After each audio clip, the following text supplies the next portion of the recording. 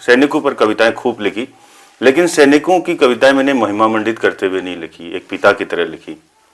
मैंने उन कविताओं का बहुत खिलाफ लिखा जिनमें सैनिक को क्रूर दिखाया गया या जिसमें सैनिक को बहुत हीरो दिखाया गया। पिता ने अपने पूरे जीवन जो है वो सेना को दे दिया और लौटने के बाद वो बहुत कम पिता बचे रहे।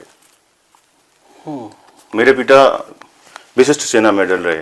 पूरी दुनिया में जो पहाड़ है वो सैनिकों के उत्पादनों का अड्डा है। जो मुख्य धारा का हिंदी साहित्य है, क्या वो इतना पहाड़ हिमालय को इस समय दिखा रहा है जितना उसे दिखाना चाहिए? मुख्य धारा अपनी तरह से ही देखती है, मुख्य धारा की राजनीति अपनी तरह से देखती है, मुख्य धारा का लेखन अपनी तरह जीवन को देखता है। जो नेटिवनेस है, रहवासीपन या मूल निवासीपन, उसके बहुत डायलेक्ट है। हमारे पास जब हमारे लोगों का लेखन आएगा ना, अब तब आप देखेंगे कि क्या गजब है वो अपने आप में। दलित धारा का लेखन आएगा, चरवाहों के बच्चे लिखना शुरू करेंगे, नीति माणा से लेकर के जो इधर आपका गुंजी से लेकर के तकला कोट तक भेड़ें चरा रहे हैं, उनके बच्चे जब लिखना शुरू करेंगे तब आपको पता चलेगा कि मामला क्या है। तब आपको पता चलेगा कि पहाड़ बोझ का नहीं होता, पहाड़ सतरंगा है। तब आपको पता चलेगा कि हिंदी के जो रूपक है भेड़ों के लिए वो एकदम खराब है। रूपक वो खराब है क्योंकि हो सकता है कि जो चरवाह हो वो भेड़ों के साथ अलग तरह से मिलता हो। भेड़ों का सटकर चलना हो सकता है तूफान बर्फ से बचाने का मामला हो, और भेड़ों का रास्ता चुनना, एक के पीछे एक चलना हो सकता है जंगल में सबसे कम जोखिम वाले रास्ते को चुनना हो। तो जो नज़रिया है ना हमको देखने का, हमको देखे जाने का, इस देखे जाने के नज़रिए के विरुद्ध जब वो समाज उठ के खड़े होते हैं तो वो फिर अपने देखे जाने सबसे पहले उसको कंडम करते हैं जो जिनके जिस नज़रिए से उसको देखा गया है। वनराजियों के बच्चे आएंगे, वो अपना लिखेंगे आदिवासी पर, थारूस से आएंगे, बुक्सा से आएंगे। हमारे पास तो इतने लोग हैं, अभी आएंगे धीरे धीरे, अब आ रहे हैं मुख्य धारा में, पढ़ लिख रहे हैं। और मैं तो उम्मीद करता हूँ कि खूब कलाकार आएँ, खूब लिखें, खूब बात बहस हो, तो दुनिया बची रहेगी। दुनिया इसी से बचती है, नहीं तो दुनिया बहुत एकांत हो रही है लोगों की, मशीन बहुत ज़्यादा हावी हो गई है जीवन में।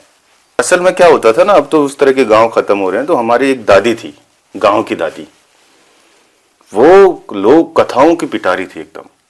कमला था उनका नाम, कमला भंडारी आमा। गुरिल्ला रही किसी दौर पर, उन पर भी मैंने लिखा है अभी कुछ। अब वो उनके बच्चे चले गए थे शहरों को, तो वो अकेली थी, उनके लिए पानी वानी भरता था, दूध ला देता था, या किसी ने कुछ सामान मंगाया तो बाजार से तो वो बदले में मुझे कथाएं सुनाती थी। फिर एक बार आमा को ऐसा हुआ कि उन्होंने कहा मुझे पंचतंत्र की कहानियां सुननी है, बहुआ कहीं से लेके आ। मैं पंचतंत्र की कहानी के बदले एक लोक कथा आमा से, इसलिए वो रमोल से रमतमोल होता है। रमतमोल मतलब खूब नाच गाने वाला और खूब करने वाला, लेकिन गंभीर, अपने समाज में उसके बदलाव में उसके चीजों पर नजर रखने वाला, वो है रमोलिया। उगता है उनका नमक अपनी ही बरसातों में, अपने ही एकांत में, अपनी ही काया में, अपनी ही ठसक में। वे बैठ जाती है तब किसी धार की नोक में टिके पत्थर पर। छमछट दिखता है जहां से नदी का किनारा, दूर घाटी में पसरती नदी की तरह महसूस करती है वे तब खुद को। उनके गादे से झांकती है हरी पत्तियां बांझ की एकटक, अपने तनों से मुक्त न्योली गाते हुए। वे करती है संबोधित अपनी ही भाषा में, अपने अनगढ़ शब्दों में पहाड़ को। वे गढ़ती है चीड़ और गिरती है और बुग्यालों में पसर जाती है। उनकी दराती तब घास बनकर उगती है चारों ओर हरी। उनका यह महकदार नमक सींचता नहीं बल्कि बिखर जाता है। वे फिर से काट लाती है हरापन अपने घरों के भीतर, और बो आती है नमक फिर से पहाड़ों पर। ये अपने साथ जो है एक आइडेंटिटी, अपने समाज, अपनी प्रकृति की, उसको पेश करने का क्या एक रूप है? ये भी रूप से ज्यादा एक राजनीति है। इसको अगर देखा जाए तो भाषा की पॉलिटिक्स आप इसे बोल सकते हैं। आपकी जो कविता है अक्सर पहाड़ की सुंदरता और संघर्ष को भी साथ साथ दर्शाती है। इन दोनों तत्वों को आप कैसे संतुलित करते हैं? हम जो चले गए हैं छापामार होने के बावजूद, एक दिन अपनी तर्जनी अंगुली में चटक चमकीले रुमाल बांध कर लहराएंगे। अगर न भी लहरा सके तो हमारी इस बात का यकीन करना भूला, एक दिन हमारे गीत, हमारे नृत्य युद्ध की तरफ जरूर लौटेंगे, शायद एक अलग रूप में, क्योंकि इसमें युद्ध की कलाबाजियां शेष है। कलाबाजियों का शेष रहना युद्ध का बचा होना होता है। फाट और युद्ध एक ही चीज, एक ही सिक्के के दो पहलू है ना।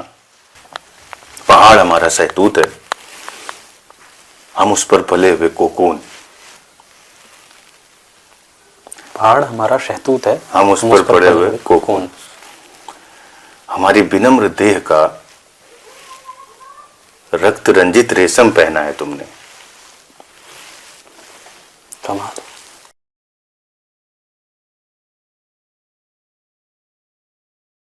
नमस्कार, मैं शिव डोवाल हूँ और आप ट्राइपॉड प्रोडक्शन देख रहे हैं। आज हम एक ऐसे युवा कवि लेखक के साथ है, जब मैं उसकी कहानियाँ पढ़ता हूँ और कविताएँ पढ़ता हूँ तो मैं शहर के शोर शराबे के बीच भी अपने गांव पहुँच जाता हूँ। मेरे नथनों में मेरे गांव की मिट्टी की खुशबू भर जाती है, मेरे कानों में बकरियों की मिमियाने की आवाज़ आती है। खेत की मेड़ पर सुस्ताती मेरी माँ बैल हाँकते मेरे पिता का चेहरा मेरी आंखों में उतर आता है। 10 से अधिक किताबों के लेखक, कवि और मेरे बेहद पसंदीदा कवि अनिल कार्की जी हमारे साथ है। स्वागत है कार्की जी। कैसे हैं? बहुत बढ़िया, अच्छा लगा आप लोग इतनी दूर से आकर के मेरी सुध लिए। चलो, ये हमारा सौभाग्य है आपसे ज़्यादा। अब हम जो है बात को शुरू करते हैं, जो ख़ास मुद्दा है। पहला सवाल मेरा यही है कि उम्र के लगभग 40वें बसंत के आप करीब है, क्या कुछ पाया इस बीच? कितना खुद को जान पाए? कौन है अनिल कार्की? मेरे एक प्रिय कवि है अरुण कमल, उनकी 2 पंक्तियां हैं। अपना क्या है इस जीवन में, सब कुछ लिया उधार, बाकी सारा उन लोगों का अपनी केवल धार।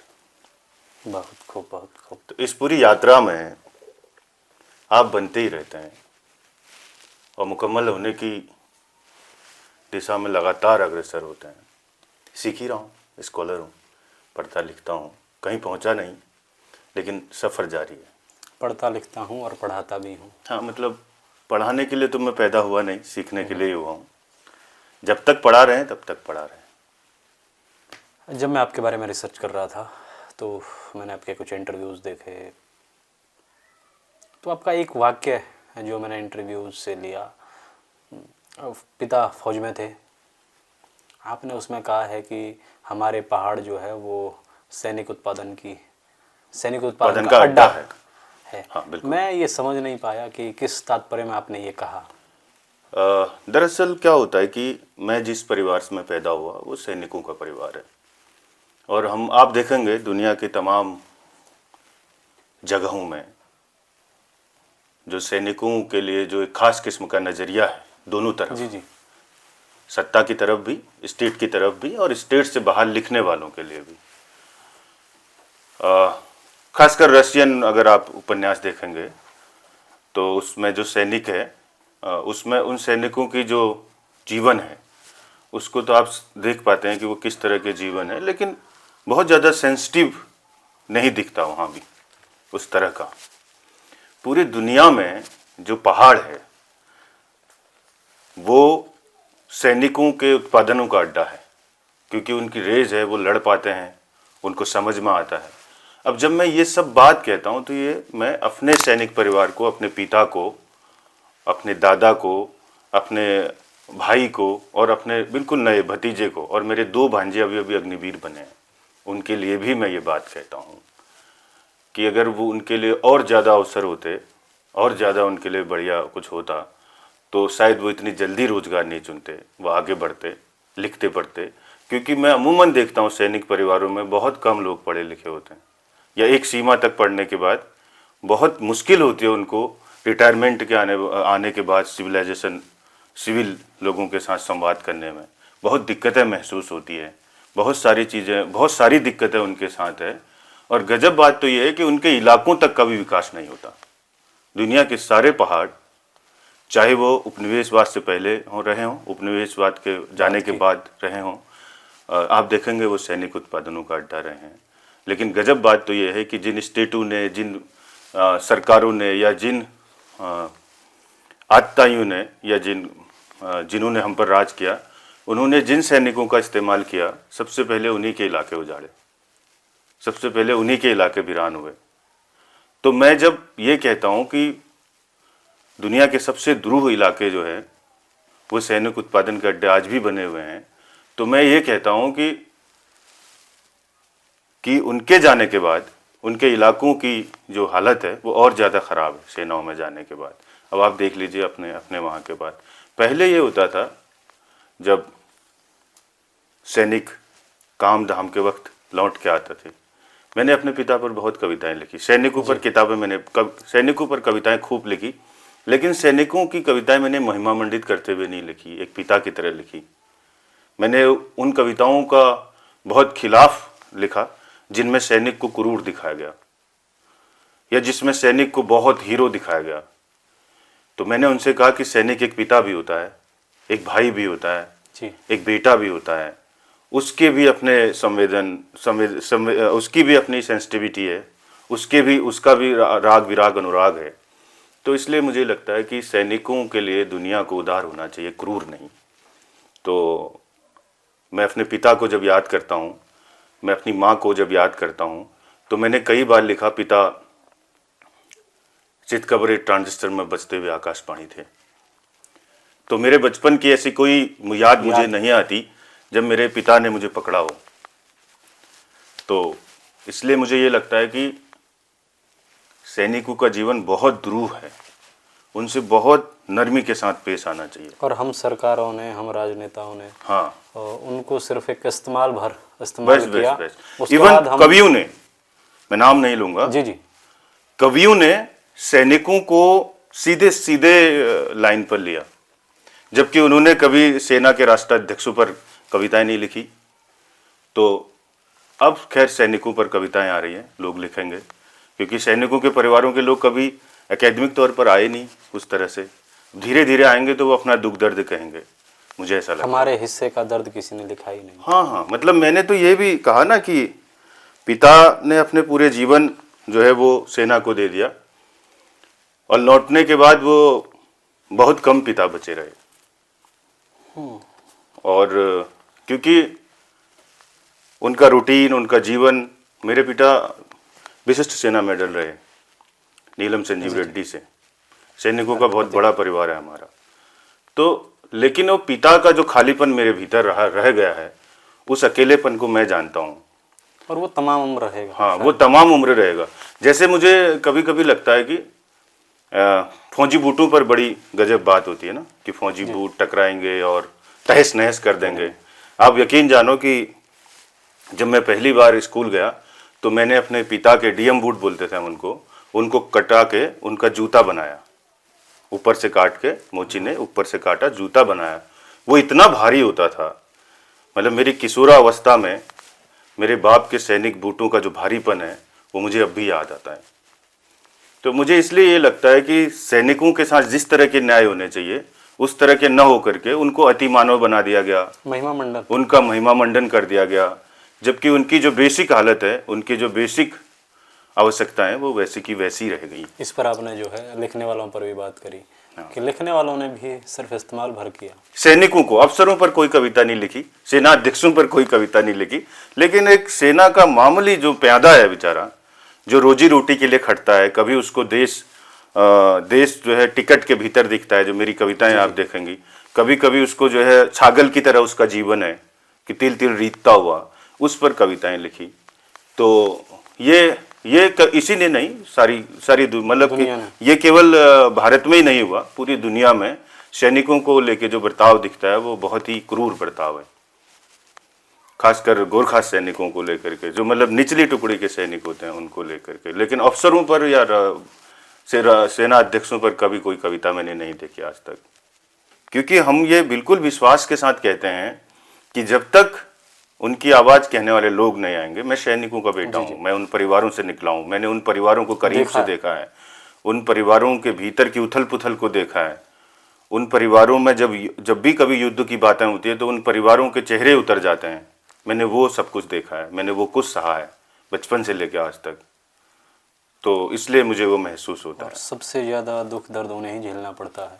हर तरह से देखिए, आप यकीन जानिए ना, हम 6 भाई बहन हैं और मैंने अपनी दादी नहीं देखी, मैंने अपने दादा भी नहीं देखे। अब मेरी माँ जो है वो 6 बच्चे हैं उसके, और वो अकेली औरत है पहाड़ पर, 6 के 6 बच्चों को पढ़ाना है, लिखाना है, समाज सब कुछ देखना है। ये पूरा जो संघर्ष है, ये मैंने इसीलिए कहा ना कि लाम से ज्यादा लाजम ठहरा हो साहब। तो जब मैं अपनी माँ की तरफ से देखता हूँ तो मुझे लगता है कि लाम सेना को बोलते हम लोग, उससे ज्यादा लाजम है, मतलब लाजम घर गृहस्थी है। माँ की तरफ से देखता हूँ, जब पिता की तरफ से देखता हूँ तो लगता है कि यार इतना निरीह मतलब इंसान होता है एक सैनिक, कि उसको देश से भी अपेक्षाएं हैं, उसको परिवार से भी अपेक्षाएं हैं, उसको हर जगह से अपेक्षाएं हैं। तो लेकिन उसकी जो अपनी जिंदगी है वो किस तरह खटती रहती है, किस तरह वो एकदम ताउम्र मतलब अपने बच्चों के लिए, देश के लिए। और बहुत हालात, मतलब मेरे तो ये थे कि मेरे पिता तो सेना से लौटने के 10 साल बाद गुजर गए थे। उनको ये बहुत बड़ी दिक्कत हो गई थी, फ्राउड बस्ट बोलते हैं शायद, बर्फ का कीड़ा जिसको बोलते हैं, उससे उनकी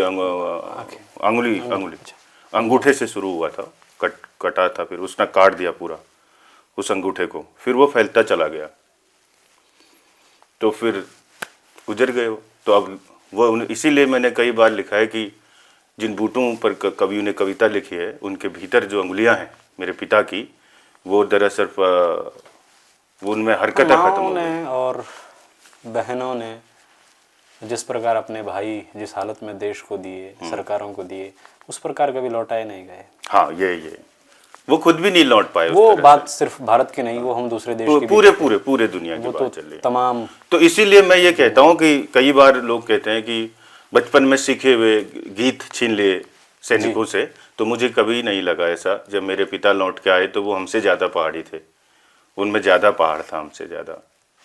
और वो मैंने कई किस्से उनके मुंह से सुने। मैं बहुत छोटा था जब वो गुजर गए, लेकिन उनकी याद स्मृति धीरे धीरे आती है। मैंने कहीं लिखा कि माँ के सपने मुझे लेकर मेरी आसमानी स्कूल ड्रेस की तरह थे, नीले एकदम। जी। और पिता को मुझे देखने का जो नज़रिया सा मेरी खाकी पैंट की तरह था, जिसमें एक कठोर अकड़ थी और कठोर जिजीविसा थी। और कहीं मैंने लिखा कि कटूंज सरीखी थे पिता, कटूंज के पेड़ सरीखी, जिससे हल बनाए जाते हैं नीचे, या दनेली के दाने बनाए जाते हैं। तो ऐसे हमें पिता मिले, इतने खुश हो जाते थे ना, मतलब जब पिता घर से बाहर जाते थे, ऑर्गेनिक लिंक ही नहीं रहा कभी। घर में जैसे आए तो सेना का राज चल गया, वो इमोशनली कनेक्शन उस तरह का रहा। तो जैसे पिता जाते थे कैंटीन सामान लेने, तो घर में उस दिन जश्न हो जाता था कि आज तो चले गए, अब कोई डांटेगा नहीं, और एकदम बढ़िया, और बिल्कुल फौजिया एकदम घर पे कि आप अच्छा है। ये अनुशासन मुझे मेरे पिता की वजह से मिला। तो 5-6 बजे आपको उठा देते थे, 6 बजे, कि जैसे वंदे मातरम आता था और ये सब, वैसे उठा के वैसे काम पे लगा देते। घर में हर आदमी का काम बटा हुआ था जब तक वो थे। साहित्य की तरफ अब लौटते हैं। पढ़ाई तो आप कॉमर्स की कर रहे थे ना? ऐसा तो नहीं है, पढ़ाई के तो बड़े अलग अलग मामले रहे हैं, खैर इंटर डोमेन है जी। दरअसल एजुकेशन हम लोगों को उस तरह से मिली नहीं। हम मतलब हमारी पीढ़ी में जो हवा था वो नवोदारवाद आ रहा था, न्यू लिबरलिज्म का दौर था, सबको वैज्ञानिक बनना था, हैं। तो सब्जेक्टों को लेकर के, विषय को लेकर के बड़े पूर्वाग्रह थे। अगर गलती से आपने हिंदी पढ़ लिया तो आपकी कोई वैल्यू नहीं होती थी। तो आर्ट्स स्ट्रीम अगर हाँ, मतलब वो सबसे गया गुजरा आदमी, और उसमें उसकी कोई वैल्यू नहीं थी। पता नहीं उस दौर में हमने कितने अच्छे संगीतज्ञ खोए होंगे, कितने अच्छे कवि खोए होंगे, कितने अच्छे प्रतिभावान गायक खोए होंगे। लेकिन अब अच्छा है कि अभी हम धीरे धीरे बदल रहा है। अब हम कैमरे के पीछे जो लड़का सब्जेक्ट डिस्क्रिमिनेशन के खिलाफ जा रहे हैं, विषय के पीछे जो ये लड़का है, ये भी कहता था कि मैं इससे पहले ये समझता था कि कला क्या यार, हिंदी तो वो पढ़ता होगा जिसे कुछ नहीं है। लेकिन अब वो बदल रहा है, वो कहता है यार हिंदी भी तो एक सब्जेक्ट है, उसमें भी तो बहुत कुछ है, जितना मैथ्स है, जितना साइंस है, वही सब हिंदी भी है। तो दरअसल डोमेन को लेकर के, खासकर सब्जेक्ट जो डोमेन होता है हमारा, विषय का क्षेत्र जो है, उसको लेकर के हम बहुत पूर्वाग्रही रहे हैं। उसकी वजह यह है कि आर्ट और कला को अभिजातीय लोगों ने, तबकों ने बहुत हिजता के साथ देखा है पहाड़ों में। और उनको लगता है कि साइंस पढ़ने वाला ही बड़ा आदमी हो सकता है। और उस समय, हमारे समय, अब तो खैर ये निकल गया है बहुत कुछ हद लोगों तक के अभी भी दिमाग है से। पढ़ना। हाँ है। तो लेकिन आगे धीरे धीरे कविता की सूल थी। बचपन में गांव की औरतों के साथ, नमकबूती औरतें आपने पढ़ी होगी ना, जी जी, एक एक लाइन मेरे जीवन से बाहर नहीं है। जो जिया वो लिखा। जो जिया वो लिखा।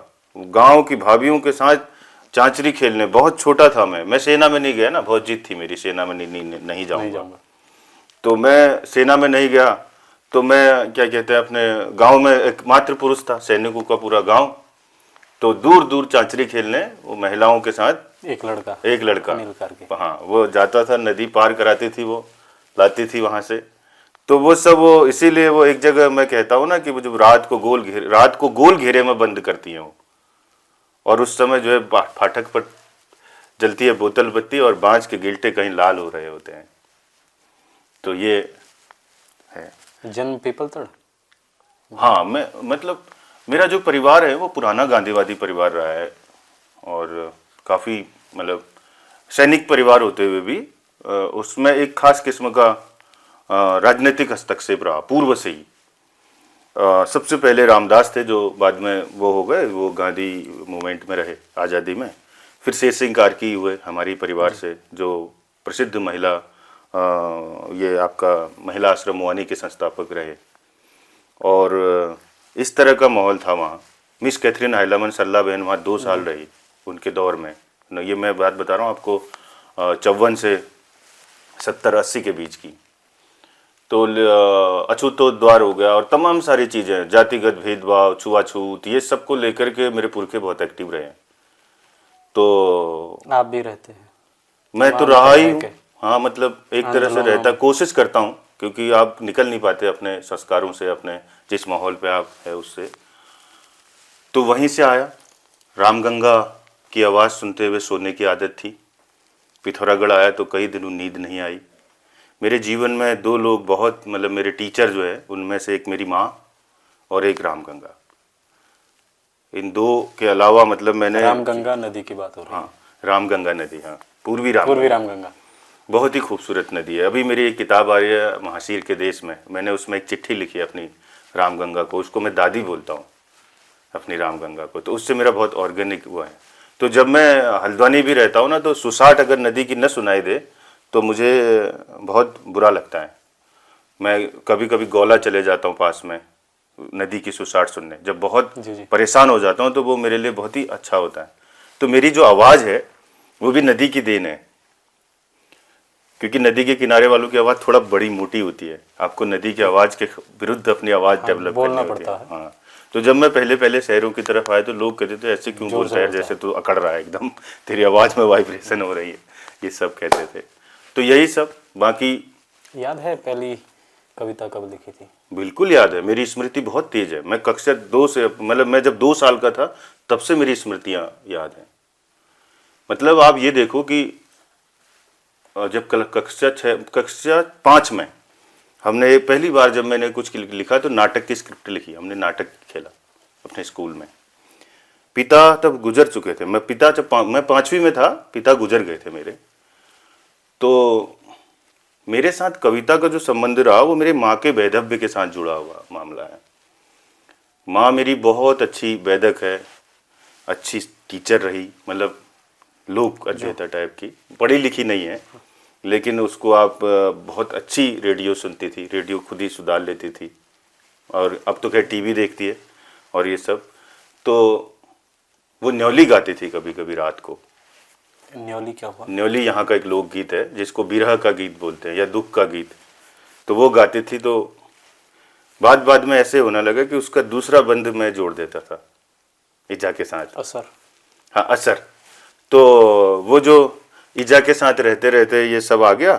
फिर क्या हुआ कि गांव में जो चाचरियाँ होती थी हमारे वहाँ, खेल लगाते थे, एक जैसे आपके झूमेलो उमेलो ये सब होता है वैसे, तो उसमें प्रतिभाग करना किया। तो मेरा लेखन का संस्कार जो है वो मौखिक परंपराओं का संस्कार है, इसीलिए मेरे वहाँ जो धारा है वो थोड़ा अलग दिखेगी आपको, क्योंकि मैंने ये संस्कार, लिखने का संस्कार मैंने बहुत ज़्यादा एकेडमिक तौर पर ग्रहण किया नहीं, वो सब वही गांव और उसी का बना हुआ है। वो आपकी कविताओं में भी दिखता है पूर्ण रूप से। हाँ, लेकिन मैं ये जोड़ना चाहता हूँ कि इसमें क्या हुआ कि असल में क्या होता था ना, अब तो उस तरह के गांव खत्म हो रहे हैं, तो हमारी एक दादी थी, गांव की दादी, वो लोग कथाओं की पिटारी थी एकदम। कमला था उनका नाम, कमला भंडारी आमा, गुरिल्ला रही किसी दौर पर, उन पर भी मैंने लिखा है अभी कुछ। अब वो उनके बच्चे चले गए थे शहरों को, तो वो अकेली थी, उनके लिए पानी वानी भरता था, दूध ला देता था, या किसी ने कुछ सामान मंगाया तो बाजार से वो, तो वो बदले में मुझे कथाएं सुनाती थी। फिर एक बार आमा को ऐसा हुआ कि उन्होंने कहा मुझे पंचतंत्र की कहानियां सुननी है, बहुआ कहीं से लेके आ। मैं पंचतंत्र की कहानी के बदले एक लोक कथा आमा से, तो वो फिर दूसरी गुरु रही। मैंने अपनी पहली जो किताब है कविता की, ये उदास भक्तों का रमोलिया, उसमें उनको अपनी माँ को और अपनी बुआ को मैंने ये किताब भेंट की थी उस समय, मतलब ये समर्पित की। फिर मैं डीएसबी कैंपस आया तो मेरे चित्र लेखन को मेरे गुरुजी शिरीष कुमार मौर्य जो डीएसबी कैंपस में रहे, उन्होंने मुझे तराशा।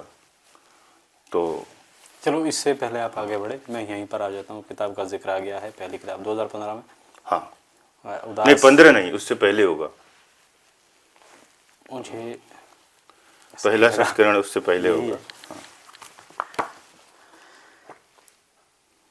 ये द्वितीय है, हाँ, पहला ये है। चलिए ये रुकिए, ये 22 कह रहा है, ये पहला है। हाँ 2015 ही है, 2015 में मैं ठीक आप ठीक कह रहा है। हूँ। हाँ चलिए थोड़ी रिसर्च मेरी ठीक है। मतलब हाँ जब मैं ये किताब पढ़ रहा था तो हम लोग पहले तो रमोलिया पर अटक गए, पहले तो हम बखत पर अटक गए, फिर हम समझ गए कि ये वक्त से ताल्लुक है। लेकिन ये टाइम? हाँ ये टाइमों पर है मामला, हाँ, टाइमों वक्तों पर। समयों हाँ, पर। वक्तों पर रंग। फिर रमोलिया मैं फिर भी नहीं समझ पाया, अंदर मैंने कुछ झांका तो मुझे मिला नहीं अर्थ रमोलिया क्या होता है। रमोलिया एक बहुत ही शानदार शब्द है। रमोलिया एक ऐसा आशा से भरा शब्द है। जब ये किताब आई थी तो उत्तराखंड को बने हुए करीब 16 साल हो गए थे, 15 या 16 साल, मतलब 2000 में। हाँ, मतलब आप ये मान के चलिए कि एक पूरी पीढ़ी वयस्क हो रही थी और वो पूरे मोह भंग से गुजर रही थी। जिस तरह के राज्य, पृथक राज्य के सपने थे, उस तरह कुछ दिख ही नहीं रहा था। तो इस किताब को आप देखेंगे तो इसमें आप देखेंगे कि इस किताब में बहुत ऐसी कविताएं हैं जो क्या कहते हैं, उस मोह भंग को दर्शाती है, सत्ताओं के प्रति, आम जनता के प्रति। लेकिन उन सब के बीच वो पीढ़ी ऐसी थी कि थोड़ा सा वो खेलने गाने वाले जो थी, मतलब अपने आप में रमे रहने वाली। तो दरअसल ये हुआ कि इसमें एक कविता है उदास भक्तों का रमोलिया। तो जब इसको लिखा गया तो इसको इसलिए लिखा गया कि ये जो जागर शैली है, इसको इसमें उसी पे लिखी कविता है वो जागर शैली में। वो रमोल का जागर है। तो रमोल एक ऐसा देवता है, रमोलीगढ़ जिसको बोलते हैं ना, गढ़वाल वाला लोक देवता रमोल हमारे वहाँ उसको बोलते हैं। वो बहुत ही मतलब खुशमिजाज आदमी है। वो दुख में भी हंसता है, सुख में भी, मतलब एकदम मस्त मौला आदमी है और अच्छी, मतलब खुश रह के भी चीज़ों को बदला जा सकता है।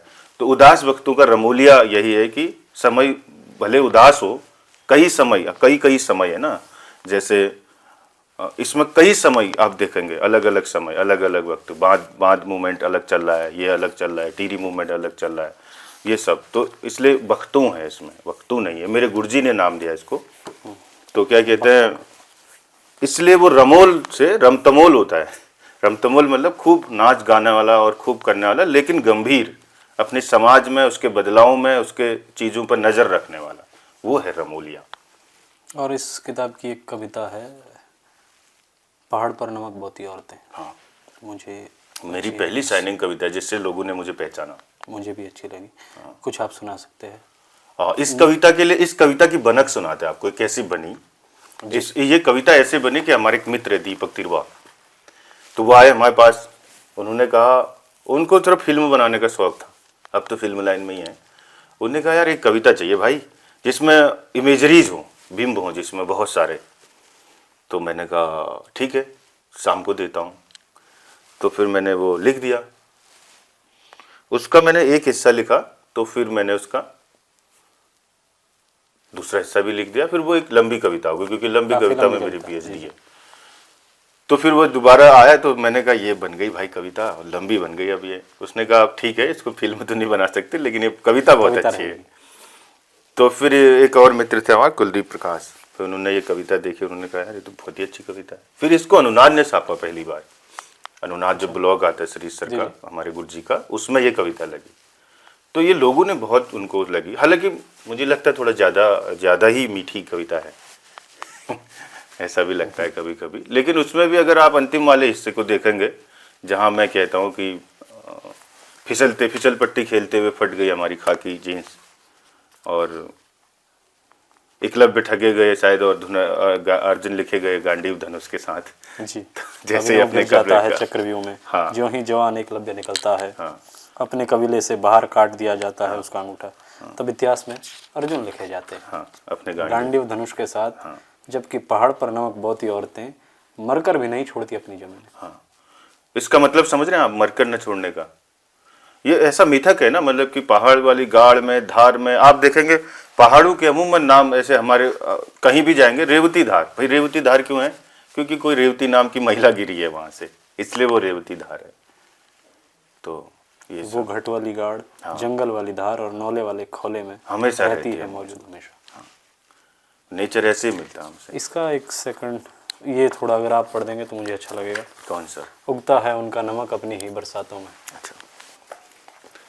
उगता है उनका नमक अपनी ही बरसातों में, अपने ही एकांत में, अपनी ही काया में, अपनी ही ठसक में। वे बैठ जाती है तब किसी धार की नोक में टिके पत्थर पर। छमछट दिखता है जहाँ से नदी का किनारा, दूर घाटी में पसरती नदी की तरह महसूस करती है वे तब खुद को। उनके गादे से झांकती है हरी पत्तियां बाँझ की एकटक, अपने तनों से मुक्त न्योली गाते हुए। वे करती है संबोधित अपनी ही भाषा में, अपने अनगढ़ शब्दों में पहाड़ को। वे गढ़ती है चीड़ और गिरती है और बुग्यालों में पसर जाती है। उनकी दराती तब घास बनकर उगती है चारों ओर हरी। उनका यह महकदार नमक सींचता नहीं बल्कि बिखर जाता है। वे फिर से काट लाती है हरापन अपने घरों के भीतर, और बो आती है नमक फिर से पहाड़ों पर। इसका जो इसमें जो नमक का प्रतीक है ना, लवण का, बसल में क्या हुआ कि धीरे धीरे क्या हुआ कि मेटाफर बदल गए। और जबकि ऐसा आप देखेंगे लावण्यमय चेहरा बोलते ना नमक जी। तो ये जो नमक है ना, ये जिजीविषा का प्रतीक है। और पहाड़ की महिलाओं के लिए नमक सोने से महंगी चीज है किसी दौर में, जब तिब्बत से नमक आ रहा है। तो मैंने ये दोनों ही चीजें मिला ली उसमें। एक तो वो लावण्यमयी, क्योंकि अब तो चॉकलेटी मीठा ये सब चलता है ना, चेहरों के लिए ऐसा चलता है, गोरा ये सब। तो पहले बोल रहा लावण्यमयी चेहरा, नमकीन चेहरा ये सब। तो फिर मुझे लगा कि इसको फिर मुझे दूसरे जो मेरी तरफ जो समझ में था, ये तो बाद में मुझे समझ में आया, लेकिन जब मैं इसको लिख रहा था तब मुझे वो भूटांतिकों से नमक आना और उस नमक को बचा के खर्च करना पहाड़ों में, कि पता नहीं अब कब हुड़ियाँ आएंगे, कब व्यापारी आएंगे, कब वो नमक बचेगा, वो कितना मोतियों की तरह खर्चती होंगे। तो तब मैंने ये लिखा। आपकी कविताओं में हम कुमाऊं के शब्दों का खूब इस्तेमाल देखते हैं। गढ़वाली के भी हैं अगर आप देखेंगे तो कई जगह, जो हो सकता है शायद मेरी उन तक पहुँचे, मैं उन्हें समझता हूँ, इसलिए मैंने उतना गौर नहीं फरमाया या गौर नहीं किया उन पर। जो कुमाऊं के शब्द है वो मैं समझ नहीं पाता हूँ, फिर मुझे उनका अर्थ ढूंढना पड़ता है। नीचे लिख के देता हूँ मैं। पर कुछ शब्द जो होते हैं नहीं होते हैं। ये अपने साथ जो है एक आइडेंटिटी, अपने समाज, अपनी प्रकृति की, उसको पेश करने का क्या एक रूप है? ये भी रूप से ज्यादा एक राजनीति है। इसको अगर देखा जाए तो भाषा की पॉलिटिक्स आप इसे बोल सकते हैं। बेसिकली क्या हुआ कि हिंदी की तरफ अगर आप देखेंगे, हिंदी की तरफ जो उत्तराखंडी लेखक है, चाहे वो नौटियाल हों, विद्यासागर नौटियाल हों, कथा में ये लोग कर रहे थे पहले से। मटियानी यहाँ कर ही रहे थे, जातीय गद्य दिया उन्होंने। हाँ, मटियानी यहाँ कर रहे थे, लेकिन कविता में थोड़ा कम था। और कविता में भी जो था वो थोड़ा अलग तरह का था। इस तरह के ठेठ शब्दों से तो डर लगता था ना कवि को कि कहाँ हिंदी रिजेक्ट कर देगी उनको, कौन पढ़ेगा, कैसे करेगा। तो हम लोगों ने इसमें प्रयास किया। एक तो ये था, दूसरा ये था कि कविता जैसी चीज जो बिल्कुल आप जिसको रिफाइन नहीं करते, कई बार आपका पहला ड्राफ्ट आया, आपने सीधे बता दिया ऑर्गेनिक है, थोड़ा बहुत मिस्त्रीपन तो करना पड़ता है, लेकिन बावजूद इसके क्या होता है ना, चमक खो जाती है।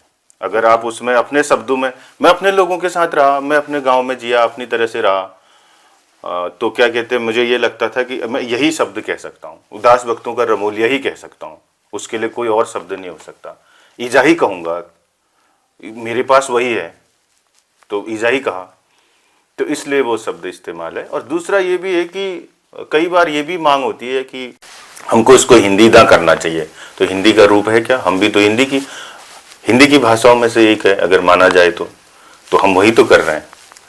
तो हम तो, आपने देखा होगा, हम तो रेणु को पढ़ते थे ना, महिला आंचल, पुणिया बिहार, आप उसमें देखेंगे पुणिया जिले की भाषा है। हाँ, तो हमें भी पढ़िए, ये आग्रह भी है बाहर के लोगों से, हमें भी हमारी तरह पढ़िए, और जितना पढ़ेंगे उतना सुकून पाएंगे। हमारी भाषा में पढ़िए, कुछ तो हमारी भाषा में पढ़िए, जब हम सब कुछ आपकी भाषा इतनी फ्रीडम, इतनी आजादी तो हमें भी तो ये इसीलिए ये भाषा की राजनीति का मसला भी है, कभी कभी ये ऐसा भी हो जाता है। आपकी जो कविता है अक्सर पहाड़ की सुंदरता और संघर्ष को भी साथ साथ दर्शाती है। इन दोनों तत्वों को आप कैसे संतुलित करते हैं?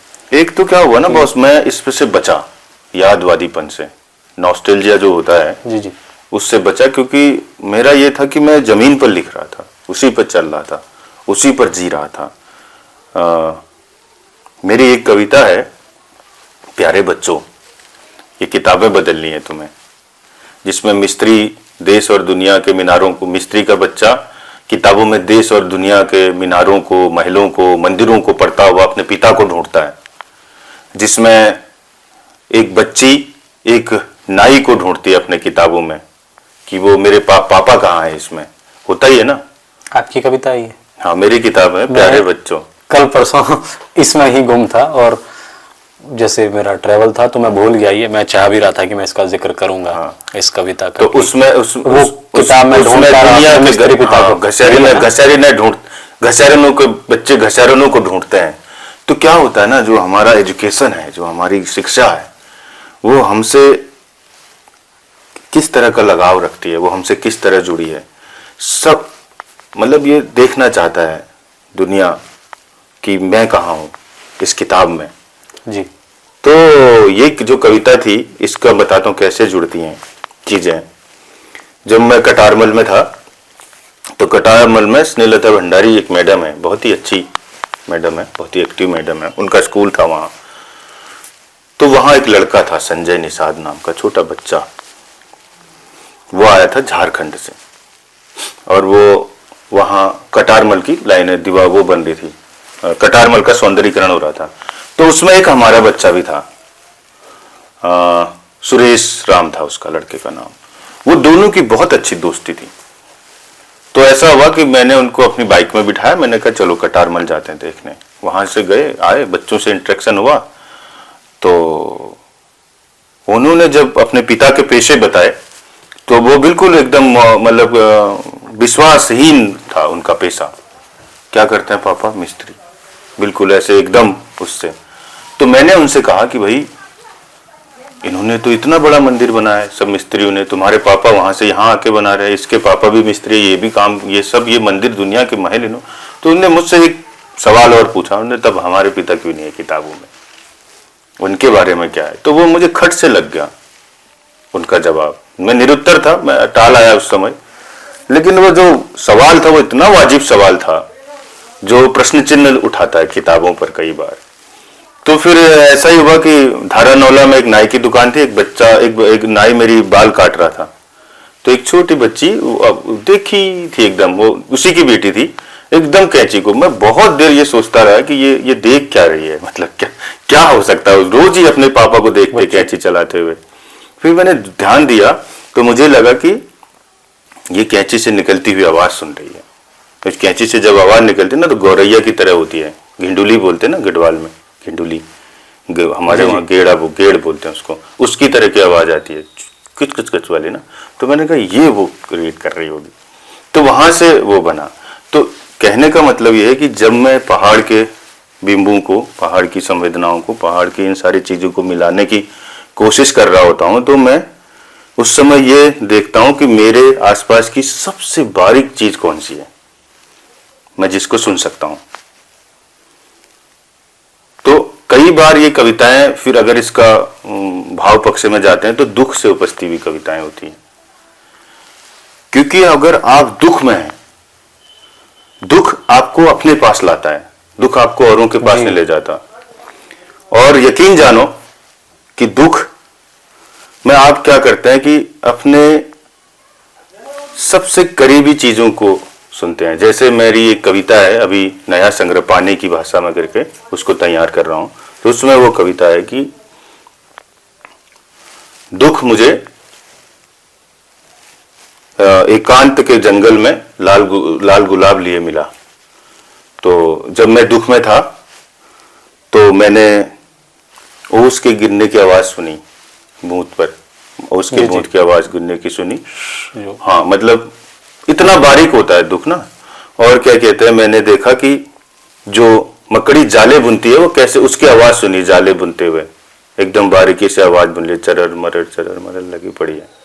और फिर उसका अंतिम लाइन है, पूरी कविता तो मुझे याद नहीं है, कि दुख जो है उड़ते हुए पक्षी का गिरा हुआ पंख है। तो ये सारा जो मामला है ये इतना ही सेंसिटिव मामला है कि जब आप इन सबको मिला रहे होते हैं तो ये देख रहे होते हैं कि कौन सी चीज छूट रही है, और उस दुख को जो आप महसूस करते हैं अपने लोगों के बीच, अपनी जनता के बीच। मेरे बहुत कैरेक्टर ऐसे हैं, मेरी कविताओं में मानराम जैसे कैरेक्टर है, बहुत कैरेक्टर ऐसे हैं जो इन्हीं दुखों से उपजे हुए, और वो मेरा निजी दुख है। मतलब उनको देखते हुए जैसा मुझे लगता है वो मेरा अपना दुख है। उनका दुख तो मुझसे भी ज्यादा बड़ा होगा, कई बार उनका दुख क्या होगा मैं नहीं जानता, लेकिन मैं जिस दुख से गुजरता हूं मैं उसको कोशिश करता हूं कि लिखूं। क्या आप मानते हैं कि कविताएं भी जो है वो एक प्रकार का एक्टिविज्म है? हाँ बिल्कुल, लेकिन कविता खुद में एक्टिविज्म नहीं है जब तक वो समाज के साथ नहीं जुड़ रहा है। वो सहधारा है आपके किसी आंदोलन के, किसी पक्ष के पक्षधरता के साथ अगर खड़ी है। वरना तो आजकल अरेंजर मौजूद है हर जगह, एआई बहुत बढ़िया कविता लिख रहा है, मुझसे बढ़िया लिख सकता है कई बार, मुझे ऐसा लगता है। आप देख ही रहे हैं इतनी बड़ी भीड़ है लोगों की, लेकिन हम फेल नहीं कर पाएंगे ना। हाँ मतलब उसमें वो बकरी के मिमियाने की ऐसा आवाज। कह सकते हैं, ऐसा कह सकते हैं। और शायद वो भी तब जब मैंने वो खुद भी कुछ जिया हो, जब तो मैं भी कहीं पर मेट्रो सिटीज में ही रहा हूँ, वहीं पर मैं पला बड़ा हूँ, तब तो शायद वो एआई बेटर है। हाँ बस मैं वही कहना चाह रहा हूँ। जैसे मैं पहले किताबों को छू के मुझे महसूस करना बहुत अच्छा लगता था ना, अब मेरी आदत हो गई, मैं अब उसको पढ़ता हूँ, मतलब उस पे अपने पेट पे पढ़ लेता हूँ उसको। तो अब मुझे लगता है कि यार क्यों मैं कागज बर्बाद करूँ। हालांकि ये भी अच्छा भी वो है कि कभी कभी आपको इस तरह भी जाना चाहिए, लेकिन बहुत ज्यादा प्लास्टिक होने से लेकिन बचेंगे नहीं, क्योंकि हम उसी तरफ जा रहे हैं। एक सवाल ये भी है कि आपकी कविताएं जो है वो मानवीय भावनाओं और रिश्तों को बहुत गहराई से जो है उनकी छवि उनमें झलकती है।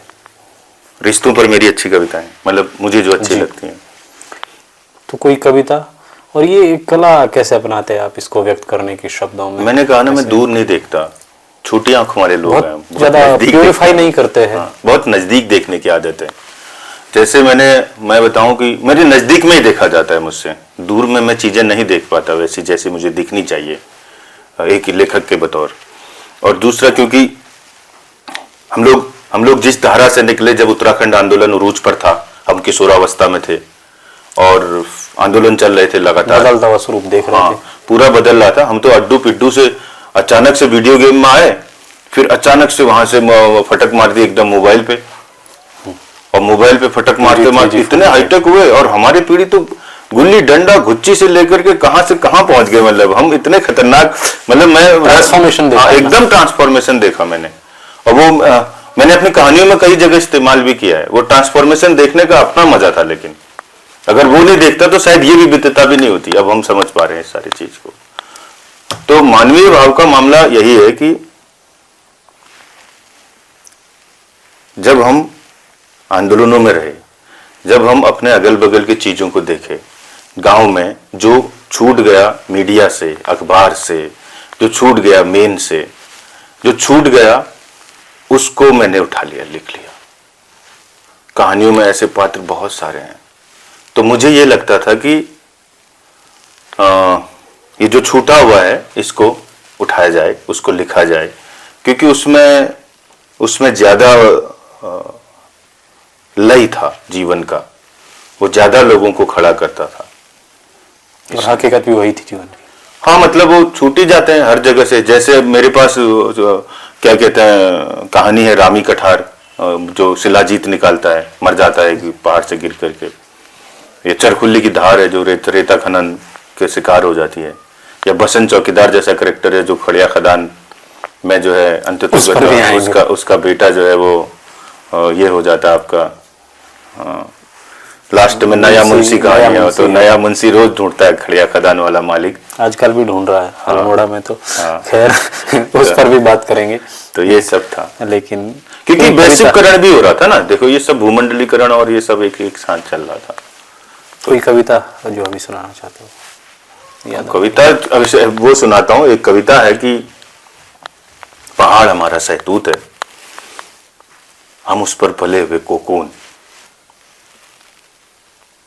पहाड़ हमारा शहतूत है, हम उस पर पड़े हुए कोकून। हमारी विनम्र देह का रक्त रंजित रेशम पहना है तुमने। कमाल।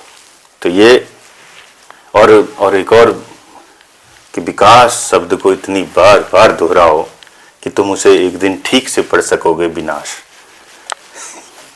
तो ये जो कविता का जिक्र निकला और मेरे मन में साबिर हाका और मेरी उम्र एक ही है। हम एक ही साल पैदा हुए 1986 में। अभी हमारा एक मित्र है तारिक अबरार, उसने साबिर की सारी किताबें मंगाई है और वो बहुत अच्छा भाषा अनुवादक है। तो उसने मुझे एक कविता भेजी, बहुत ही अच्छी कविता थी। उसका भावार्थ ये था कि वो प्रेम कविता थी, वो झुमके वाली कविता थी। तो वो कहता है कि मैंने बड़े बड़े ईंटें गिरते हुए देखी है, ये गिरता हुआ, मैं तुम्हारे झुमके को भी छूंगा तो मुझे लगता है कहीं गिर न जाए। तो वो ऐसा था उसका तर्जुमा। कभी 2 लाइनों में आप जो है जिंदगी का पूरा सार। दरअसल जीवन के साथ जो लोग जी रहे हैं ना, वो जो उस तरह से जीवन जी रहे हैं, वो इमोशंस भी तो होने चाहिए। लेकिन जो मुझे पहाड़ को लेकर के 2-4 चीजें लगती है, मुझे ये लगता है कि एक तो क्या हुआ है ना कि जो पहाड़ को लेकर के जो सेंटिमेंट है, जो लगाव है लोगों के मन में, वो थोड़ा सा टूटा है। उसकी वजह यह है कि आपके सामने वो है ही नहीं, उस तरह का माहौल नहीं है, उस तरह के लोग, उस तरह का स्ट्रक्चर ही नहीं है, सराउंडिंग ही। हाँ, तो अलग हो गया है। दूसरा एक और हुआ, देखो अब हम ये नहीं कह सकते कि ये जो 90s का दौर आया ना, 90 के बाद का, 92 के बाद, मतलब 90 के बाद का, ये एक अलग तरह के खास तरह के रोजगार का दौर था पहाड़ पर। अभी तक तो ये था कि सेना एकमात्र नौकरी थी। अचानक से हमने देखा कि सब एचएम में चले गए और सबको बीटेक करना था, इंजीनियर बनना था, सबको इंजीनियर बनना था। वो सब इंजीनियर बने अच्छे से।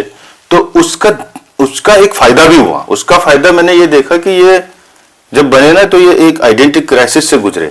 जब ये बाहर गए तो फिर उन्होंने अपने गीतों की तरफ लौटना शुरू किया, गाया। और देखो कितने बढ़िया इंजीनियरों ने, बढ़िया म्यूजिक इंजीनियर बने, उसमें से कुछ लोग गायक बने, कुछ लोग इंजीनियरिंग छोड़ करके आ गए अच्छे से। तो जब उन्होंने देखा कि यार ये तो बड़ा आइडेंटिटी क्राइसिस हो जाएगा, हमारी पहचान क्या है, हमारे गीत क्या है, खुद को खोजना शुरू किया उसमें। तो उसमें एक पैराडाइम शिफ्ट हुआ।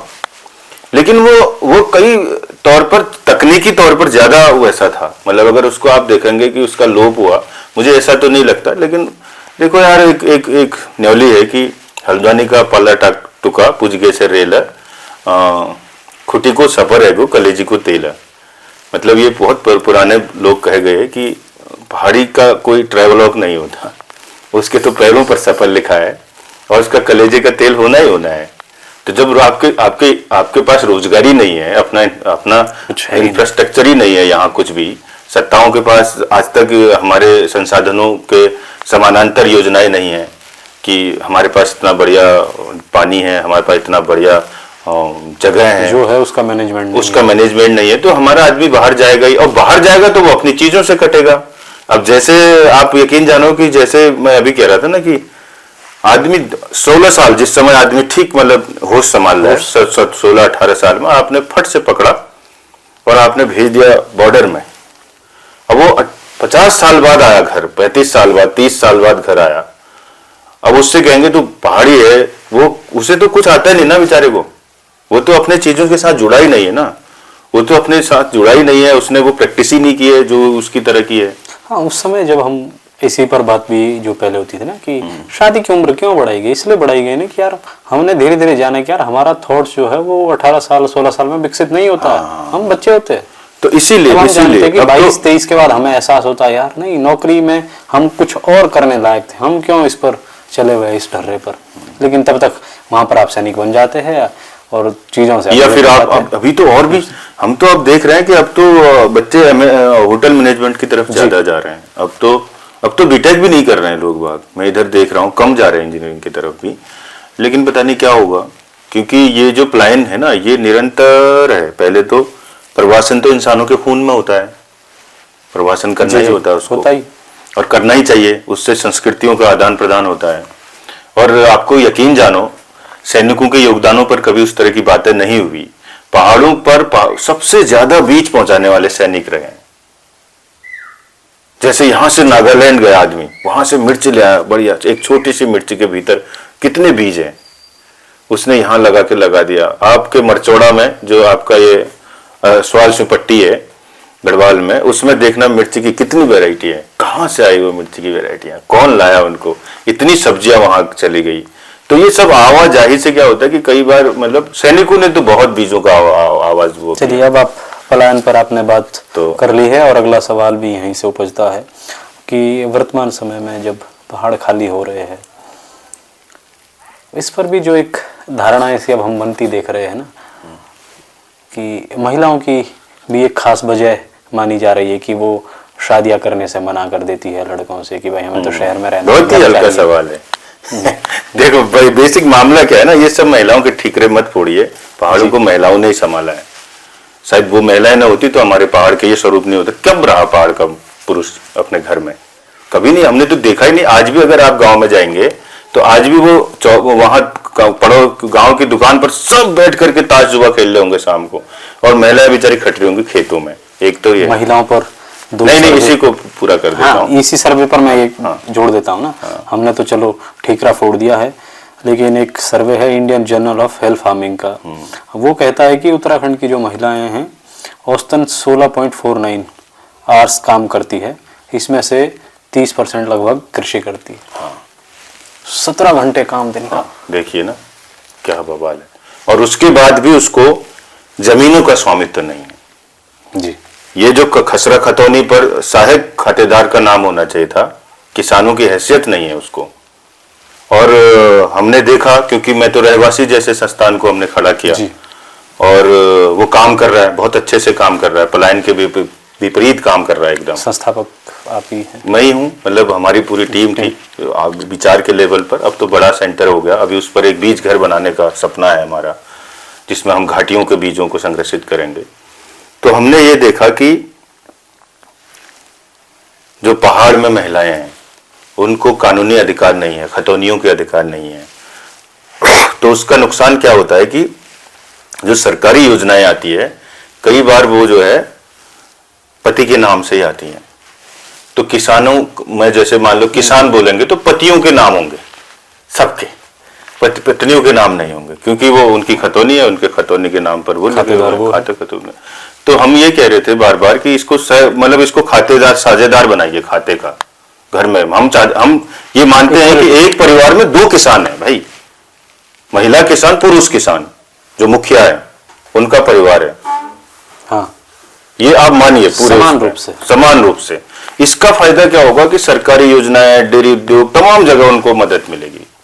और इवन ये जो आपका किसान सम्मान निधि भी जो आती है वो भी पुरुष के खाते में, क्योंकि खतौनी उसी के नाम पर है।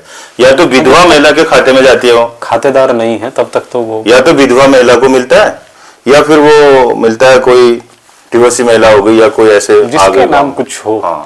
और तो अब क्या होता है कि कई बार वो जो सम्मान निधि होता है वो जिस दिन सम्मान निधि आ रही है गांव में बिल्कुल इस पहाड़ से उस पहाड़ से गालियों की आवाज आ रही है, बिल्कुल एकदम हल्ला गुल्ला चल रहा है, पार्टी चल रही है, और तब परेशान है उस दिन।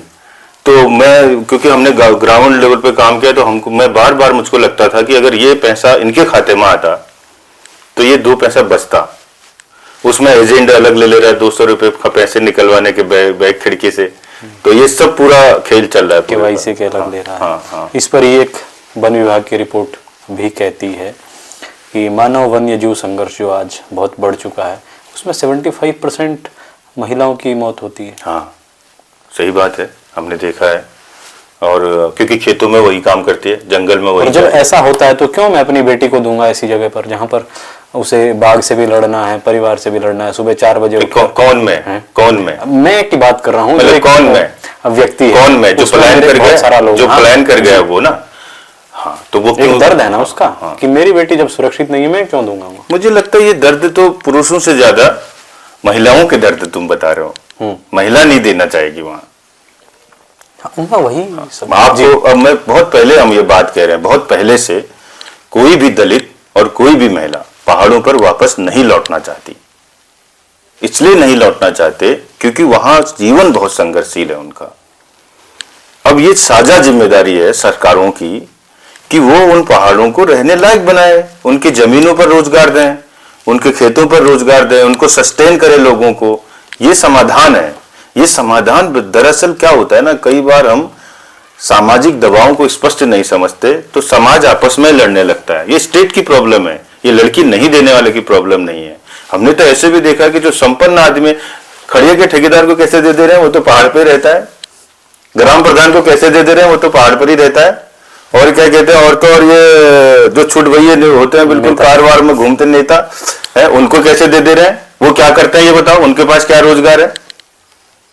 ये रोजगार की छवि पहले ये होता था जिसके पास सबसे ज्यादा जमीन होगी खेती किसानी में उससे लड़की भी आएंगे, जिसकी या फिर चरवाहे उससे आएगा तो जिसके पास सबसे ज्यादा ढोर डंगर होंगे। सुरक्षा की दृष्टि होती थी ना। फिर बाद में ये सब बदल गया माहौल, फिर आया ये, अब तो ये चलता है ठेकेदार है तो कहीं भी दो भाई, क्या मतलब है। लेकिन ये दो वाला मामला भी नहीं है ना, लड़कियां खुद तय करेंगी कहाँ जाना है उनको। लड़कों को भी थोड़ा अपडेट होना चाहिए यार। पहाड़ में भी हो तो अपडेट रहो, अपने दकियानूसीपन से बाहर निकलो। मैं अमूमन देखता हूँ कि इधर मैं देखता हूँ लड़कियों को, जो भी लड़कियां थोड़ा एक्टिव लड़कियां हैं जिनको मैं देखता हूँ, पहाड़ के जो लड़के इस तरह के रील डेवलप करते हैं ना, उनके मैं देखता हूँ बहुत पेट्रियोटिक है उनका, बहुत पुरुषवादी ढंग से ये बातें उठाते हैं कि वो तो दिल्ली में रह रही है और हमको कहाँ ऐसे करे। अच्छा काबिल बनिए, पहाड़ क्या है। अब तो एक आपके एक इशारे पर आपके पास सब कुछ है। अच्छी किताबें पढ़िए, अच्छे तरह से तैयारी करिए, वहीं रहिए और उसके साथ रहिए बिल्कुल संकल्प के साथ कि भाई पहाड़ नहीं छोड़ेंगे। हालांकि ये व्यवहारिक होना अलग बात है जमीन पर। अब मतलब हम तो अपनी अगर बात करें तो हमने कभी प्लान जैसे मुद्दों पर बात ही नहीं करा, क्योंकि हम तो बेचने से नहीं बचाने पर भरोसा रखने वाले लोग हैं।